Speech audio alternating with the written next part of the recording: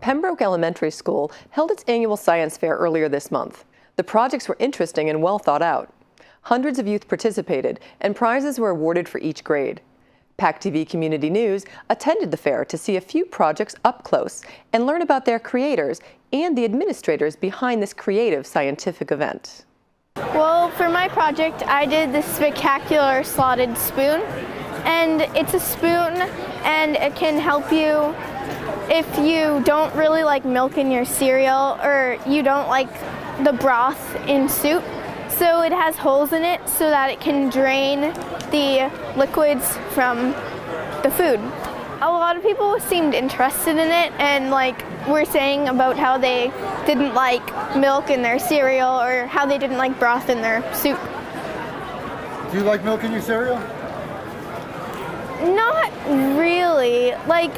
I can eat it, but I don't really like it. I save it for my cats. That's why I got the idea for this, because I save milk for my cats. Down here, I'm giving out spoons, and you can try it if you want, see how it works. It's a science fair that we run for kindergarten through 6th graders here in Pembroke. Any student, in the school system or in other schools or whatever in Pembroke can join in. So we've got about 75 kids this year. Other years we've had even more. I melted down soy wax and I cut and drilled holes in a pencil to keep the matches together. We were doing a test on people so people could tell us what they were tasting from the drink.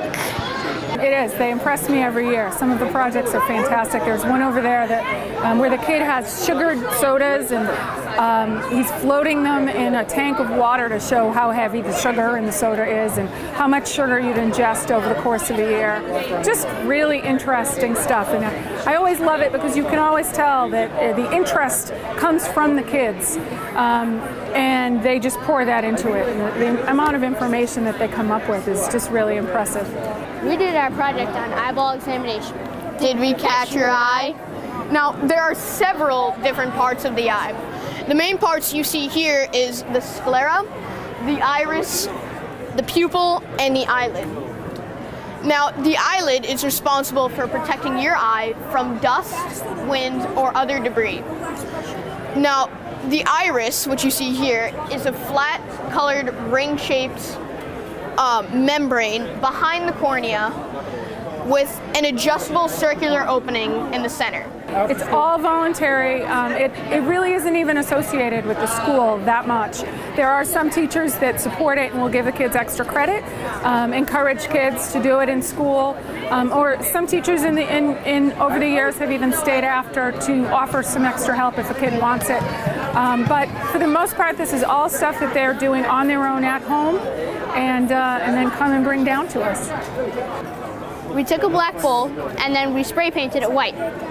Then we took a small green ball and then cut it in half and put it on top of the bowl using adhesive tape. We have a lot of student volunteers, both from the junior high and from the high school. We have kids in the high school band who come and entertain while we're doing all of the tallying. We have junior high students that are helping run judges' score sheets to over to the tallying, and just a lot of kids that have started out in the fair and then come back and volunteer for us every year. We love having them too.